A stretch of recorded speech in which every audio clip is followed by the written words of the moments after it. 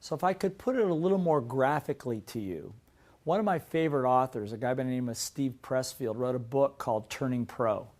And what he says there's a big difference in life between being an amateur and being a professional.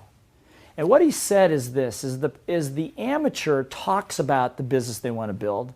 They talk about the weight they want to lose. They talk about the book they want to write, but they never quite get around to it. Why? That's right, we talked about it in the last chapter, is because of distractions and addictions that get in the way. Now the truth of it is we all have addictions and distractions, but the difference between the pro and the amateur is the pro comes to a point of decision and says, that's it, I'm going to get down, I'm going to get the work done. I know this could be you as a parent, could be you in your business, could be you with your health, could be you with your income, doesn't make any difference. But what I'm going to ask you to do is to think about this for a second and take a look at your life from the position of amateur or pro. Where in your life are you being an amateur? Where are you being a pro? Where in your life do you have all that resistance, all those things that are getting in the way, the text messages, the emails, the errand running, the gossiping, all of the things that get in the way, and where have you made a decision to go pro?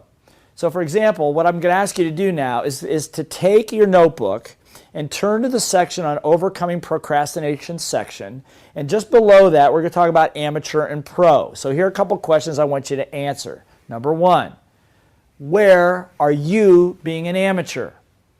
Now think about that for a second. Where are you being an amateur? Maybe with your health, you're going out to the gym, you're disciplined, you're being a pro in that area because you're really disciplined. But as with your kids, maybe you're not spending the time. Maybe you talk to your friends about how to have a great relationship, but you're not really doing it yourself. Pressfield says in his book, the minute you turn pro, it's like Pearl Harbor Day. It's like September 11th. It's a major day that you never forget. For me, turning pro as a father happened at 10,600 feet on the side of Mount Kilimanjaro just this last year when I took my 17-year-old up there, and he got so sick that he had to come back down the mountain. He had to abort the climb, and I was faced with the decision, do I go down with him or do I continue the climb and then meet him afterwards? And it was a tough decision for about 30 seconds, but remember we talked about earlier the code of honor? Made a decision. We start this mission together, we finish it together, never abandon a teammate in need. And even though my heart was in two places, went down the mountain with him. 17 hours he was unconscious with fluids flowing into his system. And when he woke up, I was lying there next to him. And a rooster woke us up in this little third world country at about 5 in the morning. And I remember looking over, he saw me, I saw him. He smiled. I knew I had made the right decision. That day, I turned pro as a father. Up until then, I was an amateur, talking the role, but not really committed to it. So I want you to, right now, like I said, write down, I would like take some time and fill out where are you being an amateur in your life.